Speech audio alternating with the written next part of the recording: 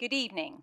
I'm Mary Pat Higgins. I'm the president and CEO of the Dallas Holocaust and Human Rights Museum, and it is my pleasure to welcome you all for tonight's program, Remembering Black Wall Street, the Tulsa Race Massacre, which is presented in conjunction with our current special exhibition, Black Citizenship in the Age of Jim Crow. This incredible exhibition closes on December 31st. So please come, if you haven't seen it, please come back and see it before it closes.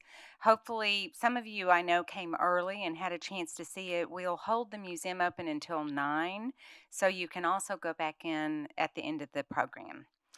I'd like to extend a very special thank you to our exhibition sponsors. Our anchor sponsors for Black Citizenship in the Age of Jim Crow are Amazon, Debbie and Ron Green, Humanities Texas, Nissan Foundation, and Texas Capital. Our patron sponsors are Dallas Tourism, Public Improvement District, and Match Group, and our exhibition sponsors are Bank of Texas and Larry Ginsberg. Our transportation sponsor is NFI, and our airline sponsor is American Airlines. I want to extend my sincere gratitude to these incredible sponsors for making this exhibition possible, and I hope you'll help me thank them.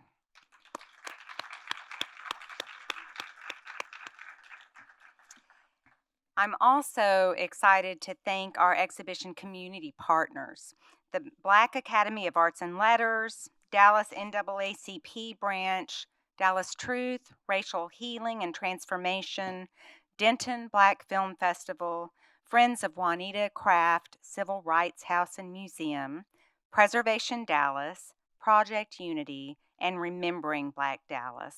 What an incredible group of sponsors and community partners. Thank you all so much for your support of this exhibition. And as always, I'd like to give a very special welcome to our museum members, our volunteers, and our board members. We could not put on programs like this and bring incredible exhibitions like this to the museum without your support. If you are visiting perhaps for the first time and are not a member, please consider joining our member family. We would be very grateful for your ongoing support. So at the end of the presentation, we will leave a few minutes for questions. If you're with us in person, please write your questions on the note cards that you received as you entered, and our staff will come around and pick up the note cards. And if you're joining us virtually via Zoom, please use the Q&A button at the bottom of your screen to type your questions and submit them, and we will do our best to answer as many of them as possible. Tonight, we are so pleased to welcome Dr. Carlos K. Hill. Dr. Hill is advisor to the President for Community Engagement and Regents Associate Professor of African and African American Studies at the University of Oklahoma. He is also a proud affiliate faculty member within the OU History Department and the Schusterman Center for Judaic and Israel Studies. Dr. Hill is the author of 3 books: Beyond the Rope, The Impact of Lynching and Black Culture and Memory, The Murder of Emmett Till, A Graphic History, and the 1921 Tulsa Race Massacre, A Photographic History. His book on the 1921 Tulsa Race Massacre won the 2022 Lynn McIntosh Dr. Hill, tell me how to say that when you come up to the stage. The Lynn McIntosh Award for Excellence, the 2022 Joan Kerr Patterson Book Award from the Western Historical Association, and the 2022 Choice Outstanding Academic Title from the American Library Association. Dr. Hill founded the Tulsa Race Massacre Oklahoma Teachers Institute to support teaching the history of the race massacre to thousands of middle school and high school students. He writes a series for The Nation magazine featuring the stories and work of community activists organizing for justice in Black communities. As you can tell, we are in for a real treat hearing from Dr. Hill tonight, and it's now my pleasure to welcome him to the stage. Thank you, Claire. Can I give you a hug? Oh, thank you so much for that introduction. Appreciate you for having me. Thanks for being here. All righty. Good evening. Good evening. Good evening. Good evening. Thank you. Thank you. Thank you, Dallas Holocaust Museum, for hosting me, for allowing me to be here to share with you, hopefully, a message that you're able, willing to receive. You know, I'm really, really excited to talk to you today about the 1921 Tulsa Race Massacre, but I must share with you that I was in this museum in June of this year, June 2023. I was in this museum for the first time with 25 German high school students from Berlin. Now, I'm going to say it again. 25 high school teenagers, 7th, 8th, 9th, 10th graders, 25 of them with their teacher, Zabet Schmidtals, students from the Greenwood District in Berlin, whose school is in an old Jewish neighborhood, and these students have committed themselves to commemorating the history of that neighborhood as well as the school in that neighborhood in the Greenwood District, which is an old Jewish neighborhood. I've become so committed and dedicated to these students that we planned a trip to the United States. And our first stop was to this museum because what they most wanted was to understand the Holocaust from American perspectives, not from German perspectives.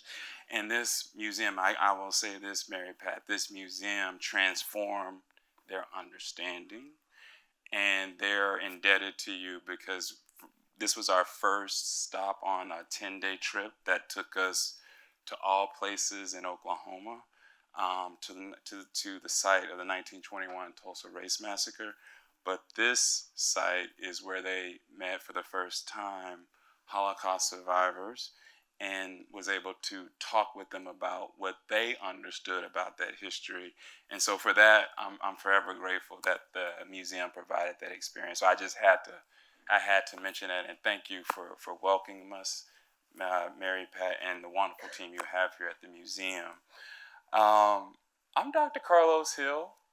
I'm a faculty, I'm going to say this very slowly, at the University of Oklahoma. I know that the University of Texas is down the road. And I say that in good spirits, but I'm a professor of Black Studies at the University of Oklahoma in the Clara Looper, and I say that again, we know Clara Looper, in the Clara Looper Department of African and African American Studies. And I am proud to say that I'm the inaugural chair of the Clara Looper Department of African and African American Studies at the University of Oklahoma. I'm proud to work there and to be in that department. I'm proud to teach Black Studies. I'm proud to write about Black Studies. I'm proud to speak to audiences such as this about Black history. But the reason why I'm here today is not to teach, is not to really to speak, is not to be a professor. I really am here as someone who deeply cares about the history and the people, most importantly, connected to the history of the 1921 Tulsa Race Massacre. And so I'm here to bear witness, right, to that history and the people connected to that history. As someone who knows the importance of bearing witness to the histories of racial terror, the histories of racial violence, I'm a historian. As well as a Black Studies professor, I'm a historian of lynching and racial violence. And as a historian of racial violence, I bear witness to the 400 years assault on black people and black bodies in this country. And I do that for a lot of different reasons, right? But for an audience like this, I will say I bear witness to a 400 years assault on black people and black bodies, because at the root of that is white supremacy. And if we are to talk about white supremacy as clearly as possible, it is rooted in a blind hatred of black people. And what I've come to understand, getting proximate with victims, survivors, descendants of the 1921 Tulsa Race Massacre, as well as the Clara Looper community, is radical love is the antidote to blind hatred. Radical love, right? And so for me, as a Black Studies professor, I'm not teaching about black people anymore. I'm teaching people to love black people anymore. And so what I'm going to do tonight is to try to explain to you how I've come to have this deep compassion, right, for sharing my love for black people, their history, and how that history shows up today in the present. I want to share with you this in the context of the 1921 Tulsa Race Massacre. I'm going to say this over and over during this talk. The deadliest attack, in my estimation as a historian who has studied this for the last 20 years, the deadliest assault on a black community in American history. When you consider the scope, the scale, and the significance of that community, it's only one conclusion. This is the deadliest attack on an American community, and we need to understand why, but we also need to understand how that history shows up today and what we can do about it. And so what I want to talk to you about today is how I've become so passionate about not just the history of the race massacre, but the people connected, because the people connected to that history is what's most important, because the people connected to that history helps us to understand how that history, 100-year history, shows up today.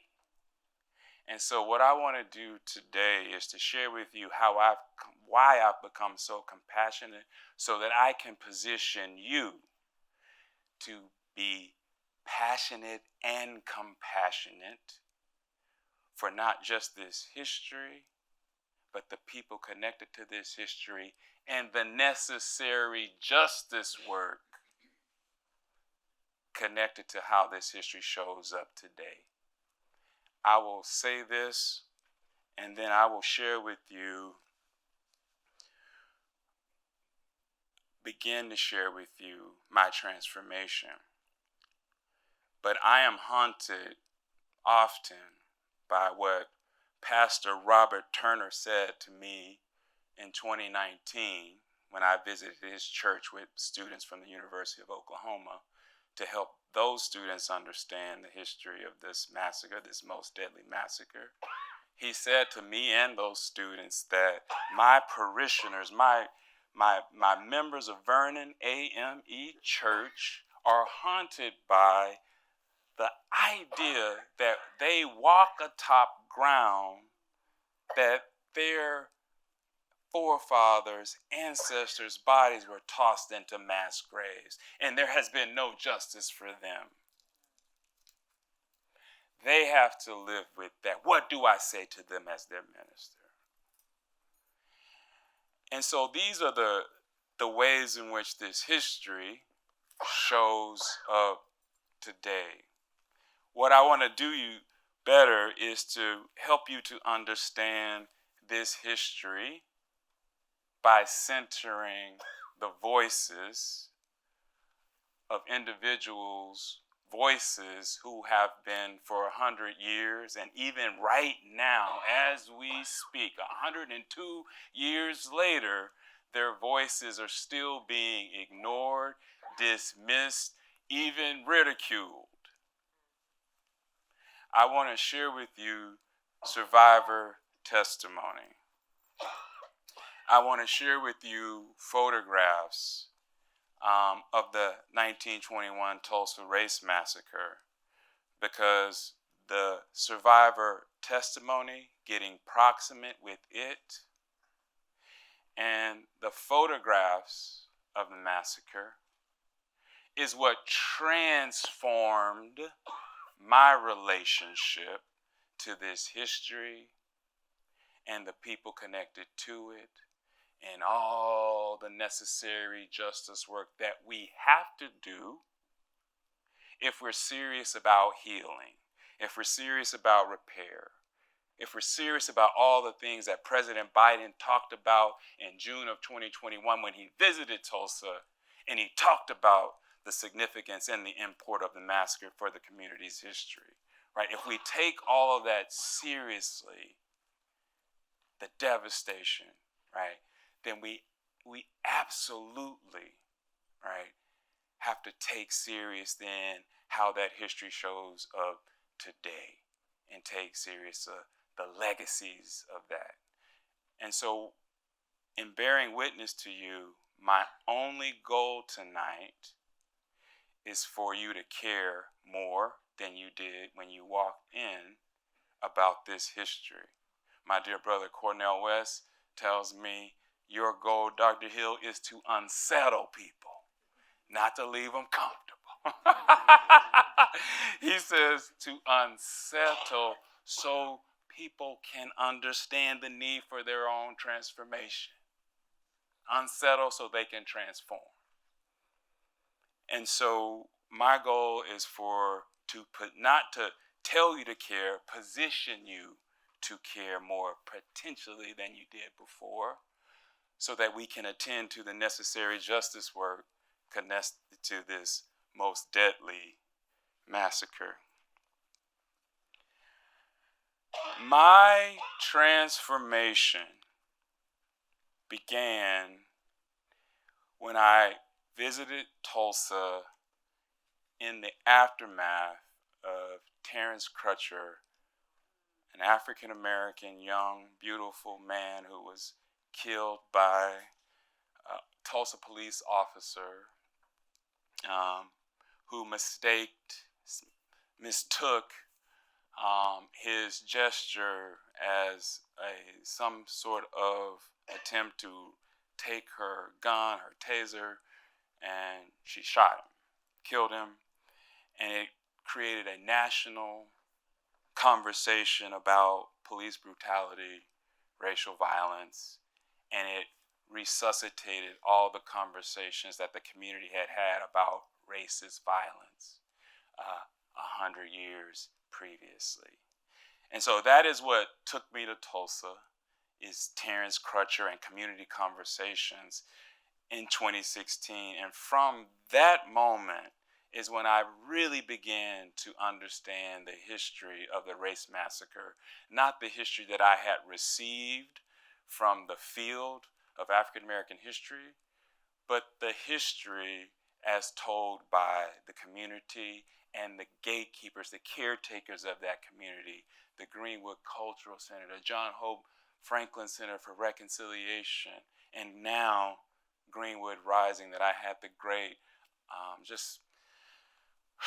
opportunity to be a part of creating.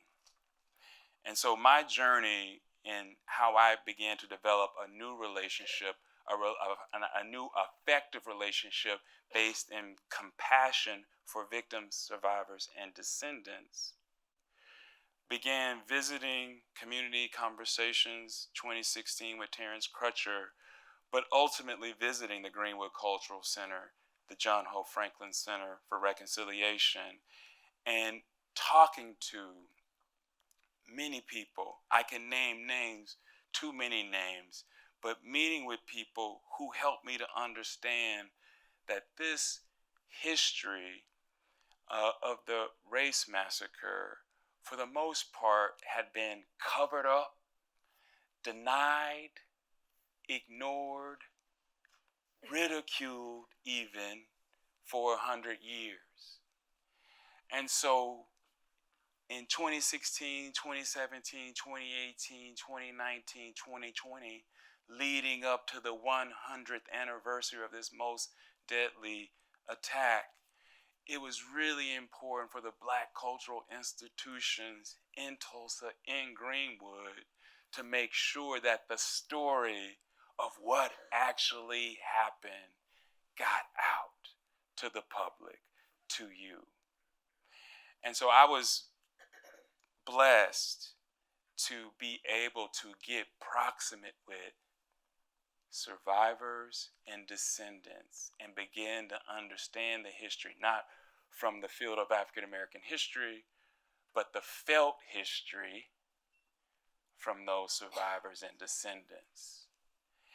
And in being able to be a member of the commission, get proximate with survivors and descendants, this is where I discover for the first time that this is truly the deadliest attack on a Black community in American history. And not only do I discover that, I discover in short order that this is likely the most photographed. And this is what took me so long to really grasp. How could this, the 1921 Tulsa Race Massacre, be the deadliest attack and the most photographed? How? I'm still wrestling with this. How? When we have perhaps 200 high quality images of lynching, we have over 500 images of the destruction of a neighborhood. How? I'm still wrestling with that.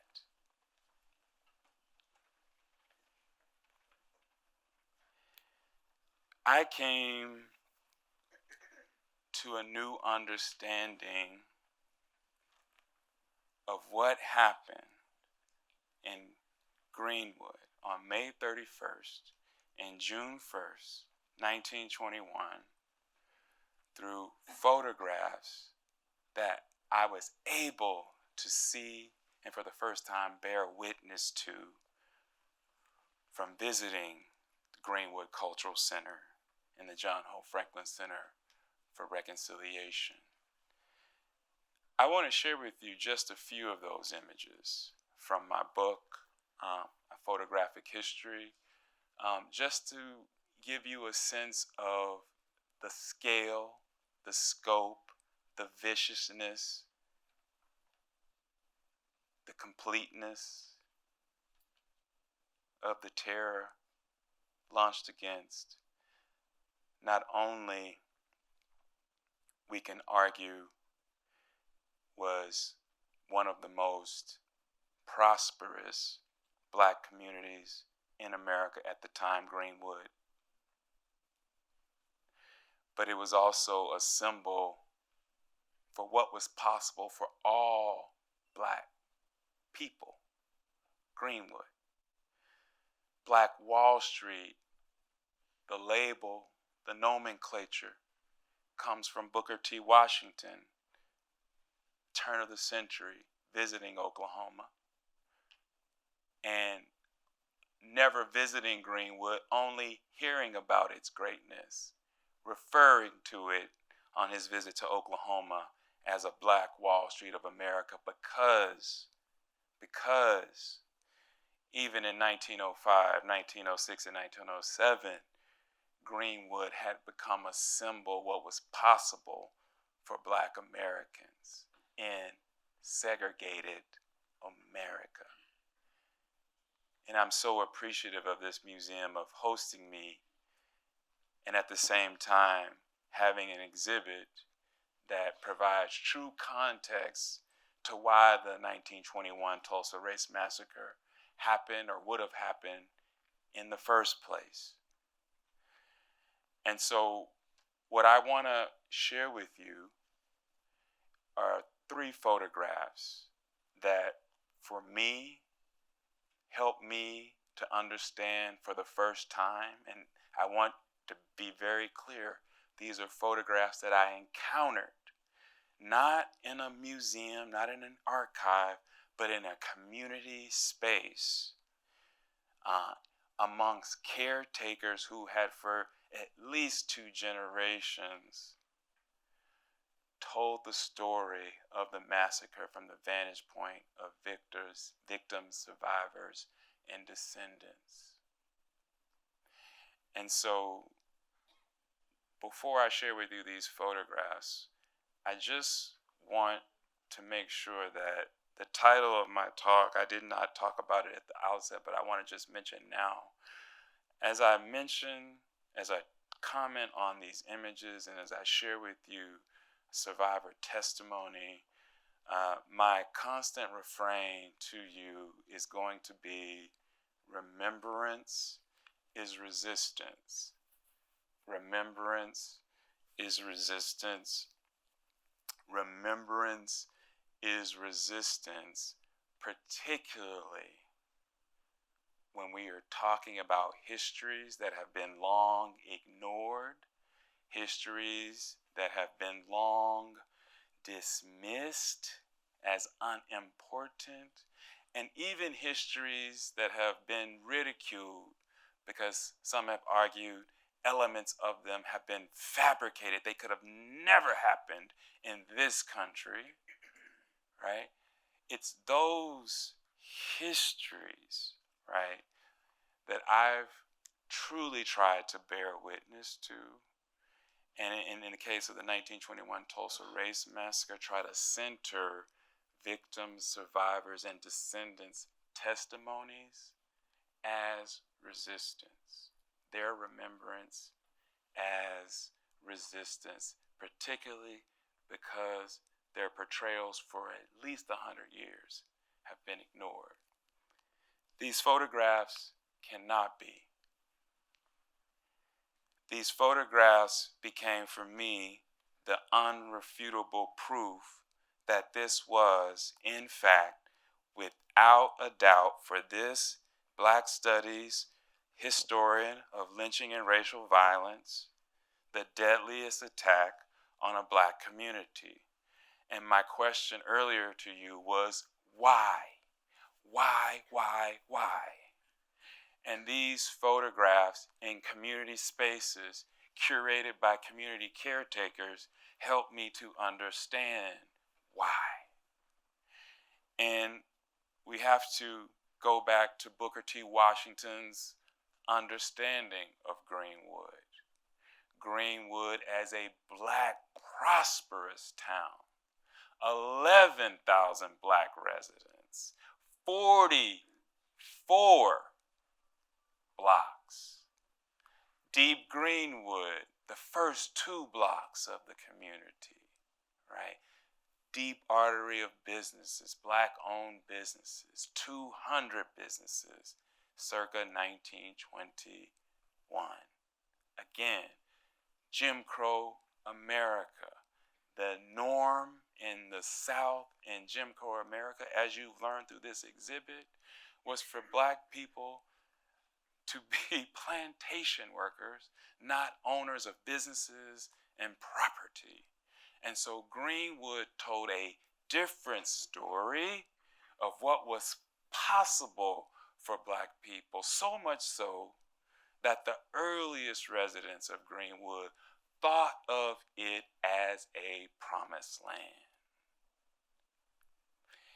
And I want to talk to you about it as a promised land and as a place of Black prosperity, but the reason why it was attacked is because of the resentment of it as a symbol of black wealth.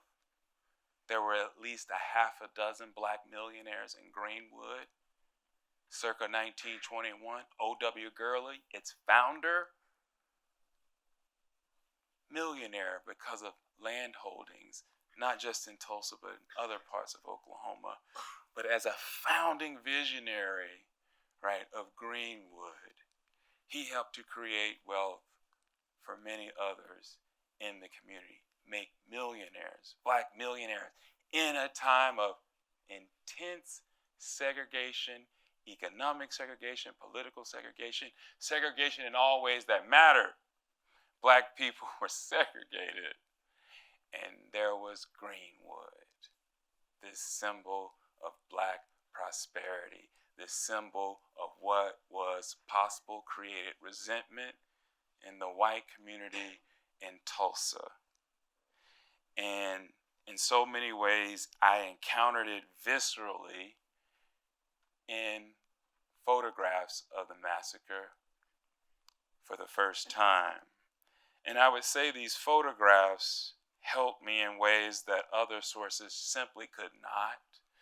Reading the writings of mayors and people who were a part of making the massacre happen didn't help me get proximate with the felt history of why it happened. And when I say felt history, I want to be clear. When I say felt history, I mean what makes people angry about a past, what makes people sad about a past, what makes people proud. They stand tall and erect, chest out. What makes them proud about their past? That's the felt history. And for me, these photographs, most of the photographs that I studied, the 500 photographs that I studied, were not taken by black people. They were taken by whites who rampage through the Greenwood District. Starting May 31st, the evening of May 31st, and climaxing the morning, the next morning of June 1st, when hundreds of whites at 5 a.m., at the sound of a whistle, siren, if I am faithful to the accounts of survivors, hundreds of whites, thousands of whites, according to some survivors, invade Greenwood and begin to systematically plummet, pillage, murder innocent people whose only crime is to be living in Greenwood. May 31st and June 1st, 1921.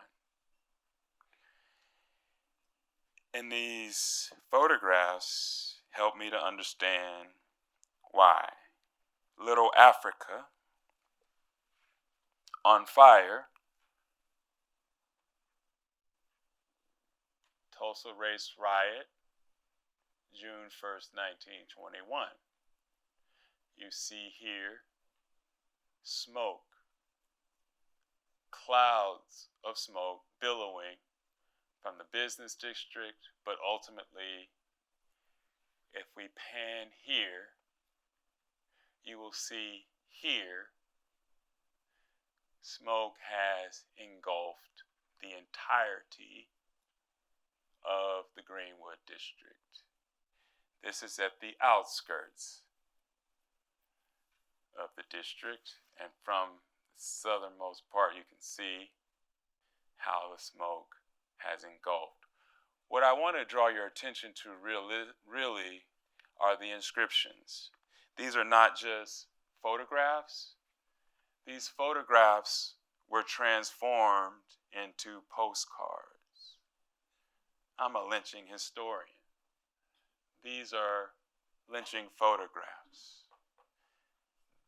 The reason why I say that is everything about these postcards is resonant with lynching culture. I could go in deep, but I told you this is not a classroom, right? We ain't gonna go to class today. But what I want to draw your attention to is Little Africa. Greenwood, referred to as Little Africa, was a racial epithet in 1921. It was in so many ways symbolic of the resentment, the white community's resentment of Greenwood. And I encountered that viscerally in these photographs when you see not just one of these, but numerous photographs with these types of inscriptions. You begin to understand what was at the root, right? Because these same individuals who created these photographs participated in Greenwood's destruction. But I want to share this photograph here with you, and you won't be able to see the inscription, but I'll read it for you. The inscription on this photograph says, "Running the Negro out of Tulsa." And this is the most important photograph to me, because in this photograph, I really began to come to terms with what this most deadly attack on a black community that left 300, we think 300, it's likely many more, that left 300 innocent black people dead. The goal was not simply to attack the Greenwood District, murder black people, destroy the business district. That was the result of what occurred. The goal was to expel black people from Tulsa vis-a-vis terroristic violence that was visited upon them. Running the Negro out of Tulsa became in so many ways confirmation for me of the true intent, right? And the true felt history of mob participants, because we have to remember, if this is one thing I'll say, if I'm going to go into professor mode, these images are not created for us. They were created for those who participated in lynching culture. These were sent to confirm participation in the deadliest attack on a black community in American history. Because a community of white people in Tulsa knew that there would be no accountability for the destruction, complete destruction of community. This is, for me, the image that left me gasping. And I really said to myself, how could this happen? Is this a picture from an American community? I visited Berlin 3 or 4 times in the last year and a half. And this image strikes me as an image from the aerial bombardment, after the aerial bombardment of Berlin, World War II. Not an American community, 1921. But yet it is. It's Greenwood. It is what remains of Greenwood after 18 hours, beginning 10 p.m., May 31st, 1921, lasting all the way June 1st, 12 p.m., when martial law is finally called, when the authorities finally say we must do something. But 18 hours have gone by, and what you see here is what remains of the community after that 18 hours of hundreds of whites. 5 a.m., June 1st, entering community, with weapons,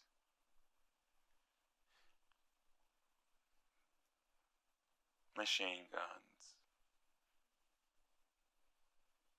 explosives,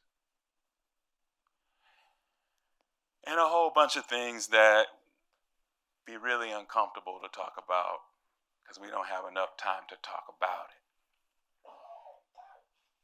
But I share with you this photograph as confirmation. I'm trying to help you to understand my relationship and how these photographs transform my relationship to this history and the people. And this photograph absolutely confirmed to me in so many ways what the community had said. This was not a race riot. This was a massacre. And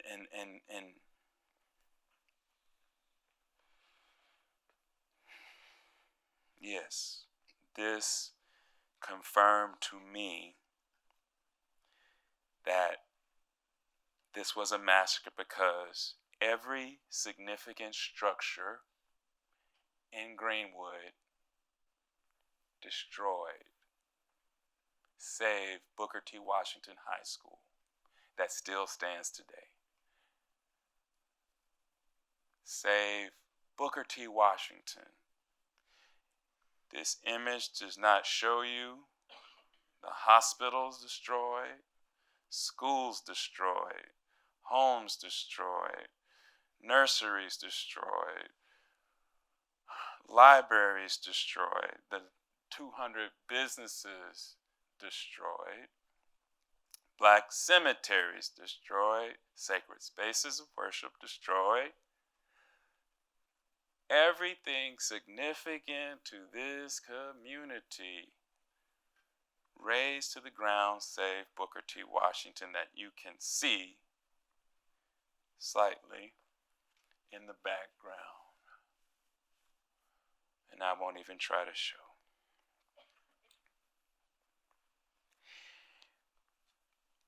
The photographs was my true education as a historian, confirmation as a historian, that this was not a riot, this was a massacre. But truly getting proximate with survivors is where my passion for this history has come from. Getting proximate with their stories is why I care so much. And so that's what I want to share with you.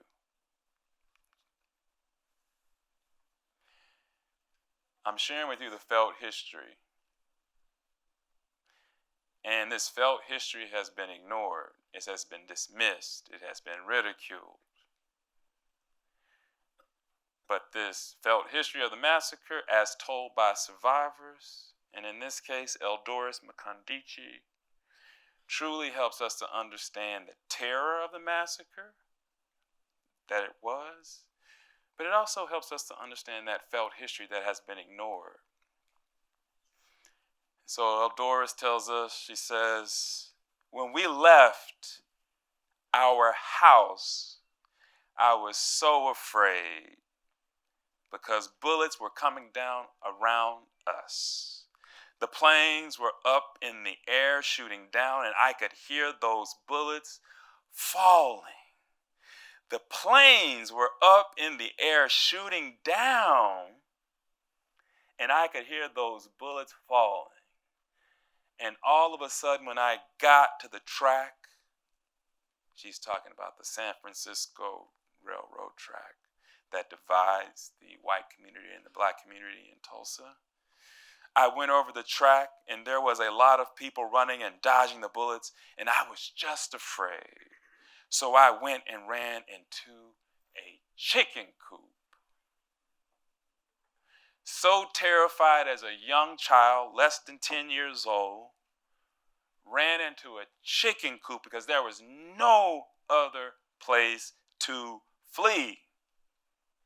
But the reason why I want to share this with you is she mentions a part of the felt history that has long been denied because it would truly help people to understand the viciousness of the violence. She mentions planes shooting down. And planes shooting down, if you've seen the Watchmen series, that amazing series, comic book series, made television series, starts, the first 8 minutes of it begins with a dramatic retelling of the massacre. And for the first time, I think on American TV, I don't know, I haven't researched this, but I'm pretty sure it's right.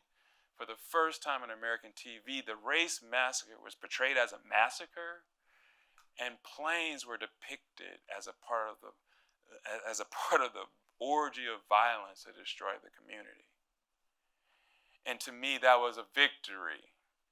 That was a huge victory for Doris Makandichi, because in her recounting her testimony of the massacre as a child, she recounts how planes, airplanes from up above, not just human beings on below, planes from up high dropping combustibles on buildings, hastening the community's destruction.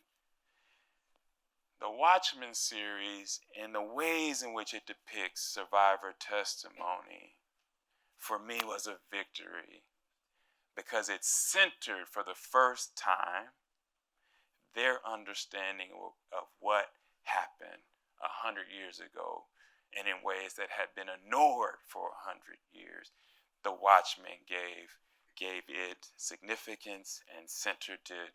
And for me, right now, the most dramatic retelling on television of what Doris Makandichi is bearing witness to here. This is the felt history of the massacre that I learned, right, in service to the community on the 1921 Tulsa Race Massacre Centennial Commission.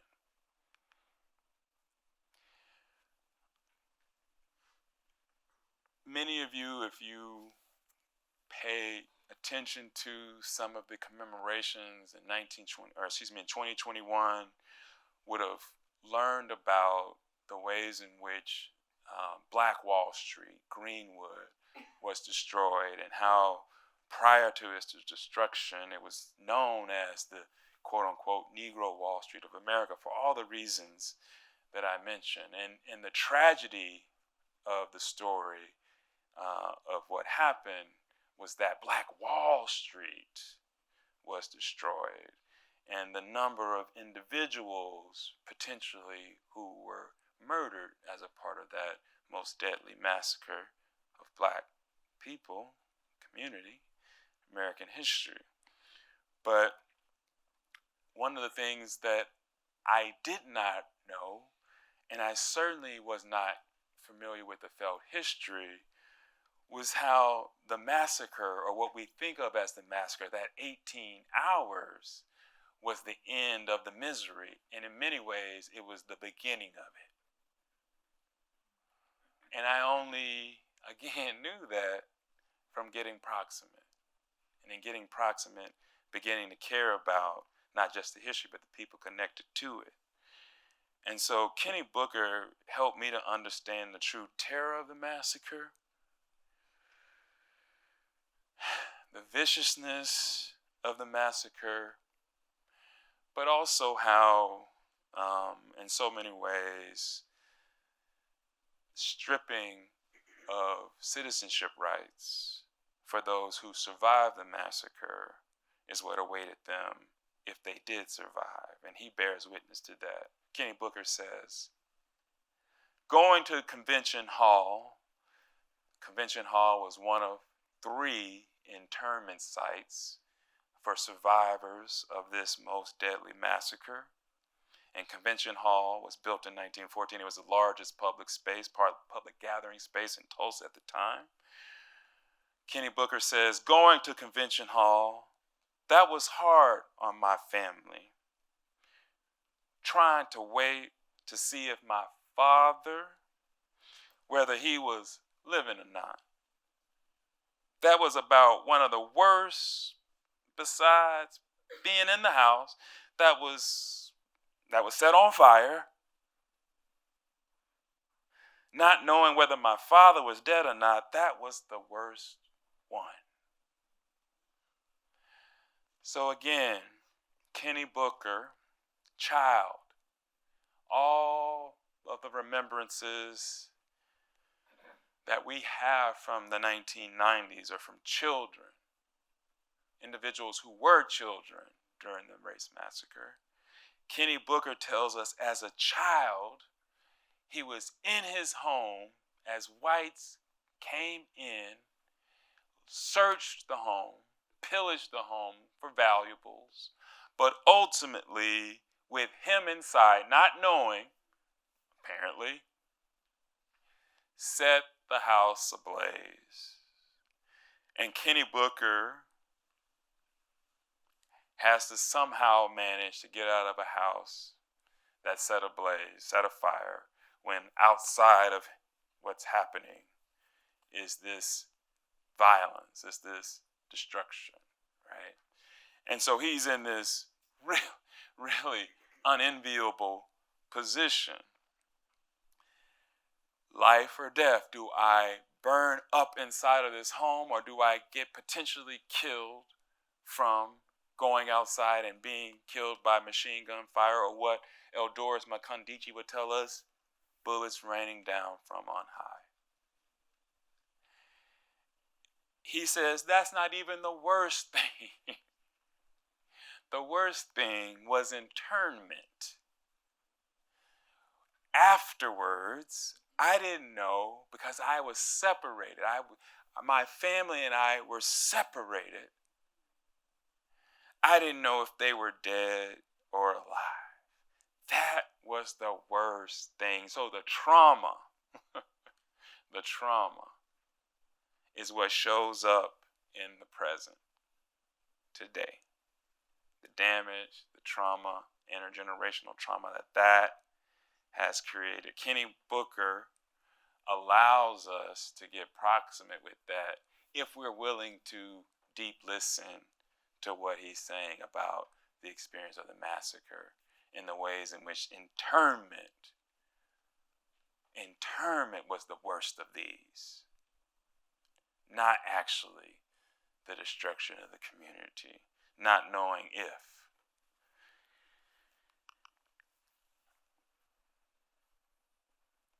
I want to begin to close out, but I want to make sure that I do it the right way. And doing it the right way means truly talking about what survivors wanted to talk about when they talked about the massacre. Survivors, the more than 120 of them who were interviewed in the 1990s as a part of the first commission's effort to document what happened. Survivors wanted to share their story, as Eldoris Makandichi has shared, and others, about what they experienced, the terror. But what they wanted to emphasize, and often emphasized, is not what happened to them, but what they did in response to what happened to them. That's what they wanted people to remember. That's what they wanted people to know, is what Greenwood did in response to the deadliest attack on a black community in American history. And I only knew that, definitely not from the historiography, but from the felt history. And Wilhelmina Guest Howe takes us into that felt history of why Greenwood, after the deadliest attack on this community, would have had the confidence, courage, resilience to rebuild itself and make itself bigger, and perhaps more prosperous than it had been in 1921. Wilhelmina says to us, she tells us, she bears witness, she says, I have had a lifelong connection with the Greenwood District. My father, H.A. Guest, had a law firm on Greenwood Avenue, and my mother's brother was the famous Mayo Clinic trained surgeon, Dr. A.C. Jackson, who was brutally murdered by the mobsters during the Tulsa riot. The fact that the riot destroyed my father's office and led to the death of my uncle seemed very ironic to me. My relatives had come to Oklahoma to get away from racism, violence, and death in the South and Tennessee. Jim Crow. In fact, grandfather Guest just barely made it out of Tennessee alive. A Ku Klux Klan lynch mob had come for him, but Grandpa couldn't be kept down. This is the felt history, proud. Neither could my father, H.A. Guest, be kept down. After the riot, he rebuilt and reopened his law practice. Before he died, Dad said that one of the things he was proudest of was that he represented black victims when they filed claims for riot damages that have never been recouped. Some of his records were used by the Oklahoma Commission to study the race riot of 1921, the first commission, when they were searching for documentation to prove culpability for riot damages. I never got over the death of my beloved uncle, Dr. A.C. Jackson, who no one ever was held accountable for his murder. He was my hero. This is Wilhelmina Guest Howells bearing witness to why Greenwood, was rebuilt. Her deep love, not just for her family, but for Greenwood, right? She and a generation of Greenwood founders loved Greenwood and saw Greenwood as a promised land. She says, it was ironic to me. My relatives had come to Oklahoma to get away from and come to the prosperous Greenwood or Tulsa, right?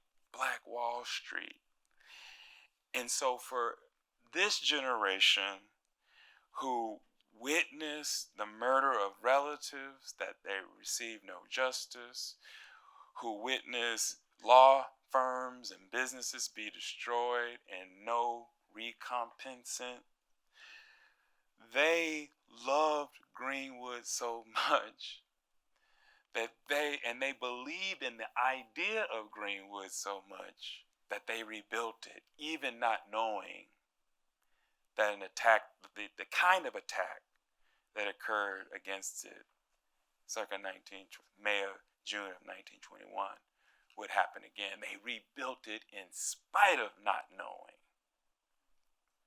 In spite of no justice, her generation, days following this massacre, began the process of rebuilding Greenwood. And it's the only reason why this historian can talk to you about it. It's because Wilhelmina Howell, her generation, her resilience, her courage, rebuilt it.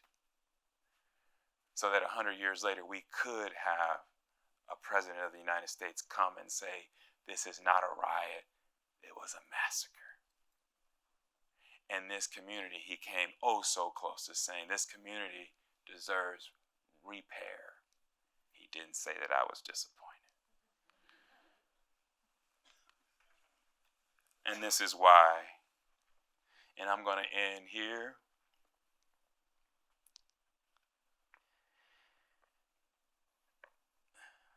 This is why I need you to care. And this is why I started with my goal tonight is to position you to care, because there is extremely important justice work connected to this history that is showing up today in the present. Everything from mass graves to finding mass graves of precious black people whose bodies were tossed aside as if they were nothing. That search for those precious bodies continued today. The fight for reparations, for financial reparations for the actually now two remaining survivors of the massacre, because we've just recently lost one. That struggle continues. I want to share with you John Melvin Alexander's testimony to why the struggle of reparations is so urgent. He says, all the talk about reparations has helped me clarify my views on that subject. When I ask whether I favor reparations for riot victims, I say, yes, I certainly do. If Japanese Americans got reparations for their suffering during World War II, we black Tulsa Race riot survivors deserve it for our suffering in 1921. Some of the survivors fought for this country, the USA, in World War II.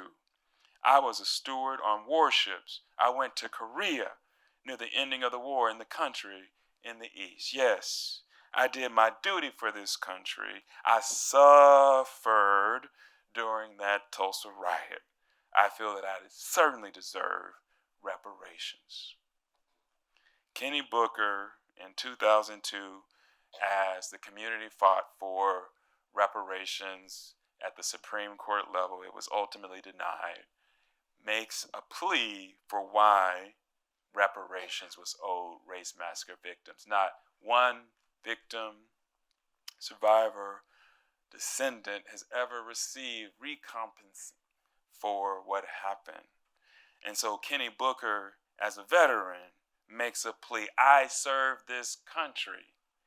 On that basis, can you have compassion for me and what I suffered? And so what I want us to bear witness to, and what I want us to get proximate to, and what I want to position us to care about is not necessarily Kenny Booker, John Melvin Alexander's wartime service. I really want us to get proximate and really care, right, about their suffering, right? Because it's their suffering, it's the suffering that he's recounting here, and the massacre that he wants to center, not his war service. And in fact, I would want to challenge us as conscious people to really care about the humanity of survivors, as displayed by the ones that I've shared with you, right? Because in so many ways, the important justice work that remains is still centering the voices, the perspectives of victims, survivors, and descendants. Because even today, right, race massacre victims, survivors, descendants, they've been acknowledged, but there has been no healing and no true substantive attempt to repair. And so that's why caring about this history, and not just the history, the people connected to it, is so important, right? If there is to be healing at all in America around its history of racial violence, if we cannot heal around Tulsa, we can't heal anywhere. When the evidence is so clear of the injustice. And so that is why the race massacre is so urgent for us to care about. Because if we can't care about that, it's not possible then to say we care about the other 5,000 black people who were lynched in this country. And we did nothing. And we have done nothing, right, to hold anybody accountable for them. And so if our one, and I get the phrase "have your one" from my dear sister. I love her, C.C. Jones Davis, freedom fighter. She says, everybody can't be a hero, but everybody can have one issue that they care about. And so maybe Greenwood is history, survivors' testimony can be that one for you. I want to close with sharing a history that's closer to home, that's deeply connected to the race massacre in some ways. I had the wonderful opportunity of participating in Austin colleges, that's in Sherman, Texas, confronting racial violence and resistance convening in September of 2022. I was able to provide a keynote speech about the 1930 Sherman, Texas lynching, one of the most brutal lynchings in American history. Happened not too far Here's from what here. I found. I'm sorry for that. But I want to be brief here because I'm over time. I got a chance to meet a descendant at that conference, Yolanda Boyd. Yolanda Boyd helped me to understand at that conference the history that I was trying to educate the audience about.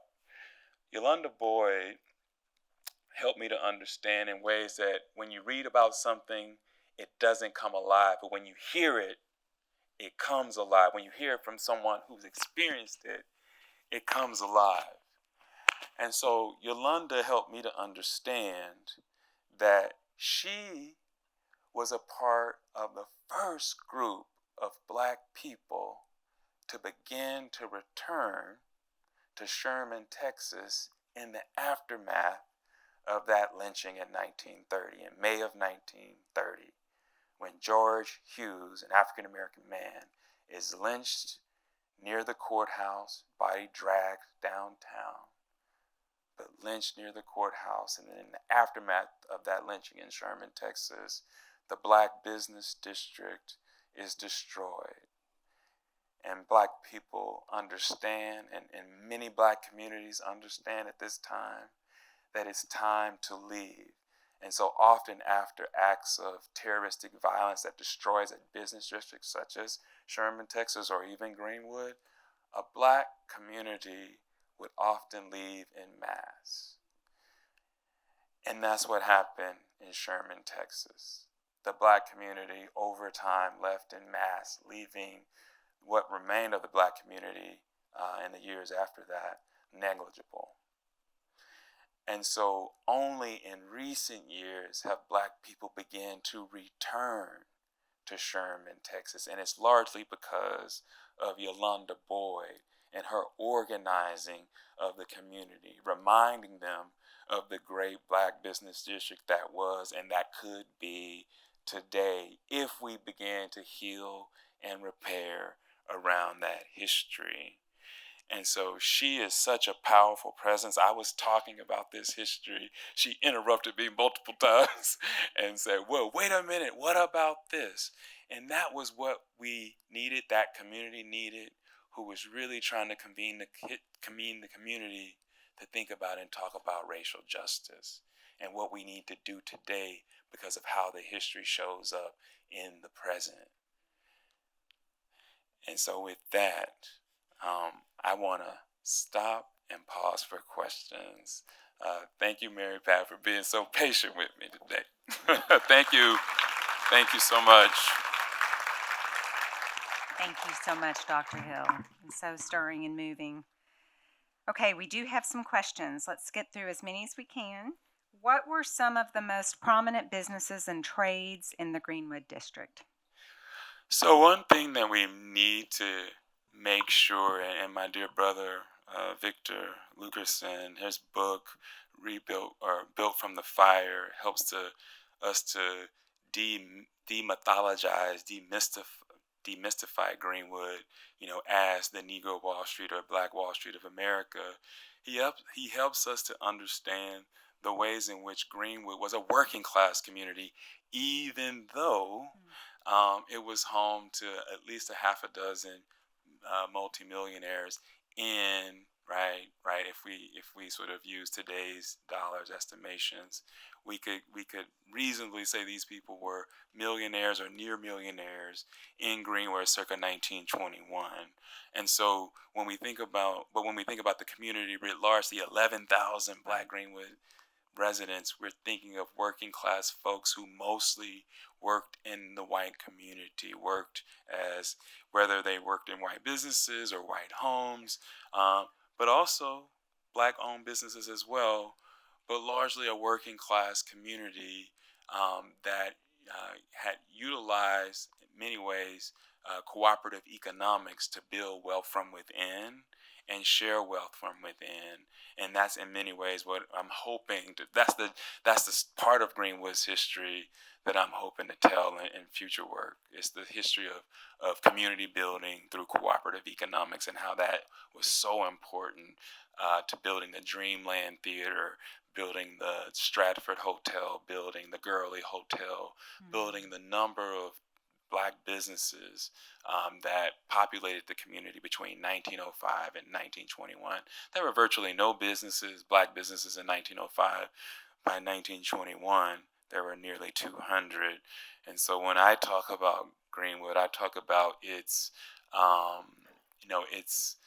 trajectory was interrupted. I think had it not had its economic sort of advancement not been interrupted by the massacre, or perhaps had the city decided to repair what they had destroyed, Greenwood would have ascended even more than it actually did by 1940, 1941, 20 years after the massacre. So when you think about Greenwood, think about it as a working class community that engaged in cooperative economics to such an extent that it created a Black elite within Greenwood, multimillionaires within Greenwood, because of the ways in which it shared and created wealth. How long did it take the remaining residents to rebuild after the fire? And was the neighborhood ever truly rebuilt? The neighborhood was truly rebuilt. It began immediately following the destruction, days following, once Black survivors were released from the internment detention camps, the 3 to 4 detention camps across Tulsa. Once they were released, about 2 weeks after the massacre, they were able to begin to pick up their lives, pick up their homes, find valuables, try to find relatives if they were still missing, try to get health care for injury. Like, it was a nightmare. But immediately, right, rebuilding, in the photographic history, I show images of tent cities that emerged in the months following. Between June and December, you can see an archipelago of tents cities across Greenwood and Tulsa because of the massive destruction. And so Greenwood did rebuild, and it started immediately. By 1925, the National Negro League Business League is able to host a conference in 1925 in the district, right? And that was, in some ways, a sign and a symbol that Greenwood was back. And so, if we fast forward 20 years later, many community historians will point to the 1940s as a moment when Greenwood experienced a renaissance. And that's the portion of Greenwood that survivors often want to point to the 1940s, the 50s, and even the 60s, prior to when the 244 interstate paved through the community, destroying what was left of the business district. And so Greenwood did rebuild, and many will say it was greater in its 20 years later, because there were more people, there were more businesses, there was more vibrancy even than 20 years later than in 1921. But it was because of the resilience of survivors and their belief that Greenwood was worth fighting for and even potentially dying for if another race riot slash massacre occurred, because they defended it in its first attack. And so Greenwood did rebuild. Was there any response from the federal government in 1921? Not today, but back then. Yes, of course, there were some congressional discussion and query, but there was never any true probe. There was never any true federal investigation into the Tulsa Race Massacre. There wasn't truly a statewide investigation or a city investigation in 1921, and that has everything to do with Jim Crow and the culture of white supremacy segregation at that time. Is why there was no, first and foremost, no accountability. But because there was never going to be accountability, there was no investigation, no true investigation. And in fact, the culprits of the massacre, from the city's perspective, were black people. Black people were the reason that the community that they loved was destroyed. That was the official, put simply, the main reason why city leaders believe the massacre happened is because of the actions of black people. Was there one precipitating event? So when we think about, and I didn't focus on this intentionally in my discussion, because I'm, again, trying to ground you and center the felt history of victims, survivors, and descendants. Right. But the precipitating event for the massacre was the allegation that a young man, a 17-year-old black young man, Dick Rowland, who was known as a shoe shine in downtown Tulsa, he was entering an elevator and accidentally, likely, stepped on the foot of Sarah Page as he entered the elevator. Elevators in the 1920s were not the ones we have today. And so there was probably a jostle when he stepped into the elevator. He may have bumped her. He may have scared her in bumping her. We truly do not know. All the Tulsa Race Massacre historians are really just in the dark in terms of what really happened. But regardless of what happened, she screamed, she fled, and that the idea that a black man attacked a white woman sent fear through Tulsa, and then ultimately rage to lynch Dick Rowland, and that was the precipitating event.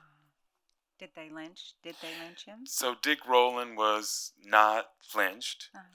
He escaped lynching because the mob, instead of lynching him, turned their attentions on the community.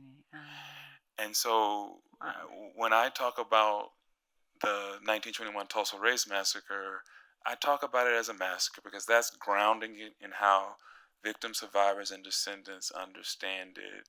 But as a historian of lynching and racial violence, I often, when I'm talking to students, will say it was a community lynching.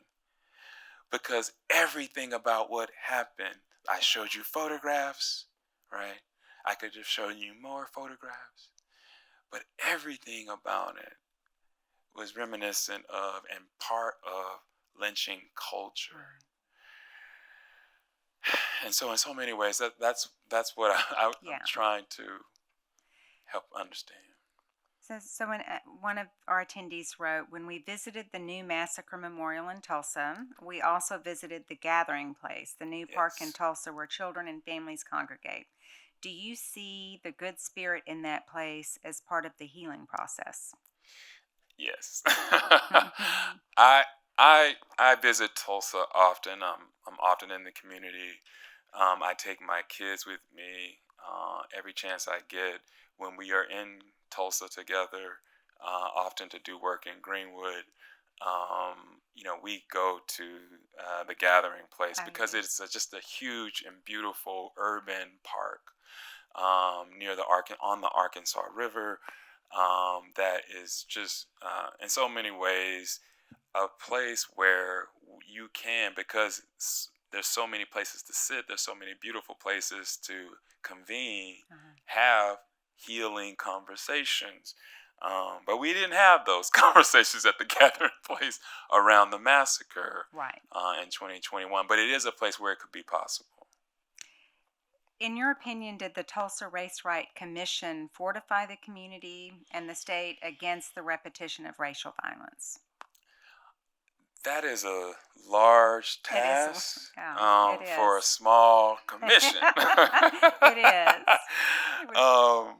I don't think we did that. I think more humbly, we were able to shine a light, a national light, an international light on a history that had been in the dark for 100 years, nationally, internationally. And as a result of shining a light on that history, there was many documentaries that were produced. There were films that were produced. There were educational curriculums that were taught not just in Oklahoma but around the country. We hosted national days of learning, right, where we were able to have conversations about healing, all shining a light on what happened as a massacre and not a riot. And so I think what we were able to accomplish was a lot of education. And one of the things that I said after President Biden's visit in June 1, 2021, exactly 100 years after what occurred, I said, as a result of his visit, the world can never say we didn't know what happened here, right? If Tulsa is the deadliest attack on a black community, and I believe it is, I truly do. If we don't care about that, we can't also pretend to care about all the other history, slavery, all of it, because this history, right, of destruction, right, there's a clear trail of accountability that is being ignored. The survivors help us to understand still 102 years later, 3 years later, being ignored. And so it's so urgent for us, as there are only 2 survivors left, to show compassion, even in this late hour. Right. Well, you've been answering this question, but the final question is, how can we as individuals assist in remembrance efforts of the massacre? Ooh, I love that as a final question. It's a good one, huh? I'm a remembrance worker more than I am a professor. I spend most of my time in the community working alongside other remembrance workers. The remembrance group that I spend the most time with now, or before, had been the 1921 Tulsa Race Massacre Centennial Commission. That's how I got really proximate with this history. But currently, and I will always be in service of Greenwood. That Greenwood is my life's work.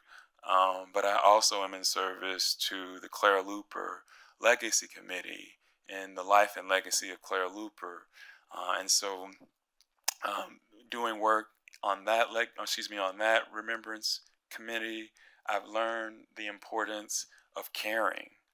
And certainly my work with German students, right, who have very few resources and very little influence, but I've seen them, just through caring and compassion, transform so many other Germans' compassion for the Holocaust and for understanding and bearing witness to it. And so I would say what is required, and the reason why I led with this, is caring. The one thing that we need is to care. If we care, we get activated.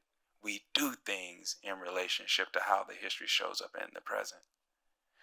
If you don't care, you don't do.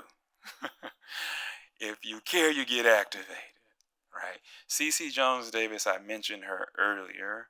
She is an activist committed to ending a truly unfair criminal justice system. But in particular, she's focused on freeing a wrongfully convicted black man, Julius Jones. I saw how Cece Jones Davis in 2018 had very little political support, influence, only a few people, community people. As many people in this room, not as many people in this room, knew Julius Jones' name in 2018. By 2021, the same year of the centennial, right? Millions of people know his name because one person cared. Cece Jones Davis, their family always cared and always fought for Julius and will always fight for Julius. But the modern movement to save him began with her and her caring and enabling millions of others to caring. So what I would say is that one requirement is for us to care. When we care, we get activated and we can activate others. And then, right, then the power of numbers creates the resources, creates the influence, creates the power that you need to propel the movement. And so the main ingredient is caring. And so my work as a historian of lynching and racial violence, histories that people tend not to care about, is to position people to care, not to know. So in class, we're not teaching to know, we're teaching to care. We're teaching them not to know black people, and I'm just going to say this, to love black people. And I say that unabashedly because that's the only antidote to the ways in which white supremacy has so corroded and created indifference to black people and black bodies, and especially black suffering. And so I have to be very clear as a historian and a black studies professor. I'm not here just to teach. I'm here to teach people to love black people, right? It's not sufficient to know. We know more than we ever have known about black people, but violence against black people continues unabated. So it ain't about knowing, it's about being in relationship with, right? Caring, right? Having healing, right? Somewhere in that equation, right? And so we got to be positioned for that. And we're not right now. And so that's the work of remembrance. Well, we are so grateful for your work. Thank you. Thank you so much. We at the museum teach history to impact attitudes and behaviors today. That's what you're talking about, getting people to care and be part of the solution going forward. So thank you. Thank you so much for sharing your passion and your expertise with us. Thank you all for being here tonight. We'll stay up until 9, so if you want to sneak in or run into the exhibition and see some of it before you leave, please do. Thank you and be safe going home.